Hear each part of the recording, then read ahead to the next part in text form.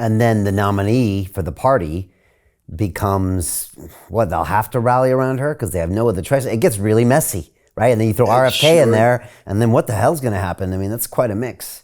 You got it right. All right, I promised we were going to get to this upcoming geopolitical shockwave. Again, you're calling it the most significant development in international finance since 1971. You have recorded a private video that we're not going to post on social, but people can go watch it. It also shows how anyone can position themselves to profit from this crisis. It's londonreal.tv/Jim. I mean, look, Jim, you're known for one of your most famous books, which is Currency Wars. And I know you probably can't tell us everything that's going to come up, but maybe you can give us a few hints of what you see happening in the next couple months. And I think it surrounds what's going on with some of these BRICS nations. But please tell us. Yeah. First of all, the great thing about this one, Brian, is we don't have to guess the date. I can tell you the date. It's August 22nd, 2023, about 2 months from where we are now. It's a BRICS summit. It's in Durban, South Africa. Of course, BRICS, Brazil, Russia, India, China, South Africa. So that's what the BRICS are. And they have a rotating presidency. So South Africa is the president. Ramaphosa is the president of the BRICS this year. And he's hosting this summit in Durban, South Africa. So people go, yeah, BRICS have been around forever. They've been meeting, yakking, whatever. Who cares? Well, here's what's different. Number one, this is a leaders summit, meaning Xi Jinping, Vladimir Putin, Lula da Silva, Prime Minister Modi, and President Ramaphosa are all going to be there in person. Little twist on that, just if I can drop a quick footnote. The International Court of Justice has issued an international arrest warrant for Vladimir Putin. So, and South Africa is a member of the International Court of Justice. So will Putin be arrested when he steps off the plane in Durban, South Africa? I doubt it. I'm sure they're going to work that out in advance. But the president of South Africa has granted diplomatic immunity to all attendees of all BRICS conferences during their presidency of BRICS. I would have thought Putin had diplomatic immunity anyway, but this is a little drama in there. But I'm sure if they arrest Putin, there'll be consequences. So, but that's just a little sideshow going on, but an important one. But anyway, they'll be there. So leader summits are different. They have 190 BRICS meetings a year. I mean, this is a very mature organization at this point. They have a sports committee, they have a women's rights committee, they have a human rights committee, they have an immigration committee, they have banking, finance, and many, many others. So this is very active. They've built, I studied this closely and wrote an article about it, a long article. And that's what's summarized in your video. But they've been working on this since 2006. And they created the New Development Bank, the NDB. Well, it's an exact clone of the World Bank, except it's controlled by the BRICS. Then they created something called the Contingency Reserve Asset, which is an exact clone of the IMF. It's a swing lender, so you're running a balance of payments deficit. You got to run on the bank. Your currency's under attack. They can give you billions of dollars in loans until you can make some policy changes and then kind of prop it up. But that's why the IMF was invented, and that's what this is. So they've cloned the World Bank, they've cloned the IMF, they've got all these committees, they've been meeting for 17 years at this point, and now they're ready to unveil. Again, this will be the biggest shock in the international monetary system since 1971, when Richard Nixon suspended redemptions of dollars for gold among our trading partners. That was the shock, of course. But that's the kind of magnitude we're looking at. What the BRICS are going to do, they're going to unveil a new currency. Now, I've always poured cold water on the Chinese yuan is going to be the reserve currency, and the Russian ruble is going to be. I've always poured cold water on that. I've absolutely not. That's not going to happen. But a new currency, you're starting with a clean slate, and there's something else going on, which is just at the beginning of June 2nd and 3rd, there was another BRICS meeting.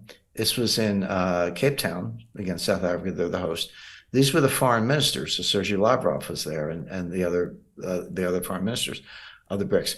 And what they were doing was looking at the wait list. So BRICS, 5 countries, but they have a 17-country wait list, including 6 other countries that have applied for membership. They said, let us in. And 23 in total, 6 have applied, and 17 have expressed interest. Well, who's in that group?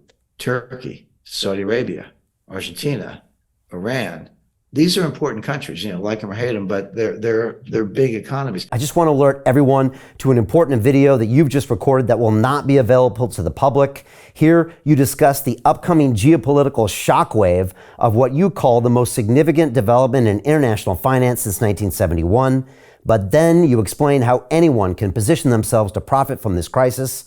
Our viewers can access that video at londonreal.tv/Jim, and I highly recommend that everyone go watch that immediately after our conversation. Collectively, we're looking at more than 50% of global GDP, about 40% of global population, I think about 40% of the global land mass, because you got Russia and China in there, two of the 5 biggest countries in the world.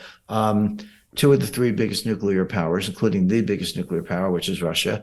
Throw Saudi Arabia in the mix, you got 2 of the 3 biggest energy producers, Saudi Arabia and Russia, et cetera. And the Indian population is surpassing the Chinese population as we speak, at 1.4 billion. So this is not some, rinky-dink group of the third world countries or whatever. It's not, Colombia and Syria, whatever. This is half the world or more in terms of population, resources, military capacity, land mass, and wealth and output. So, but if you expand the list to all the other countries I described, so now they're calling it BRICS Plus, but this could be by the end of August, they admit these other members, it could be 11 countries, and again, on its way to 20 or more. They're going to unveil a new currency. I don't know what it's called. I call it the BRICS as a working title, but maybe they'll take Bancor, which is what John Maynard Keynes did in 1944. Whatever they call it, it doesn't matter. It's a new currency. But this will start to look like the European monetary zone. This will start to look like the euro. So, Germany, France, and Italy, they're all different countries, and they have different bond marks, but they have the same currency. So when you expand the group, the odds that becomes a very successful, very liquid payment currency go way up, because no one's depending on China or Russia, and you're depending on this infrastructure, and it could be managed by this new development bank I talked about. And the other key thing, and this is the key to the whole thing, Brian, it's going to be linked to gold. Now, this is not a strict gold standard. I don't want to overstate it. I don't want to say if you had a brick, you can march into People's Bank of China and demand gold. I'm not saying that, but I'm saying the value linked to gold. The whole idea is to get out from under the dollar. And I go back 10, 12 years. I used to warn, I was being in skiffs in the Pentagon and private meetings with the Treasury, and I warned them all. I said, sanctions work. The dollar's powerful. I get it. You're using it against Iran, but you're overusing it. You're over-applying it, and you are going to, at some point, people are going to get out of the dollar system. It's like, how many times can you hit the punching bag before the punching bag walks away? Hey, it's Brian Rose, founder of the DeFi Academy. I've told you my 4-week crypto bootcamp is amazing, but don't take my word for it. This is what my students are saying. The DeFi Academy was an amazing experience for me. It took me totally out of my comfort zone. In this course, I was challenged, I was held accountable, and pushed to do things that honestly weren't always easy. It's been phenomenal, and I can't believe we're already up on our 4 weeks. It has flown by. Going through this DeFi accelerator by far was one of the best courses I've taken. You do this course, you really get into the nitty-gritty of the activities that will make you comfortable with decentralized finance. Thank you so much to Brian and everyone at London Real and the DeFi Academy for even putting together an amazing course like this. Anybody else that wants to do it, please sign up. It is well worth the money.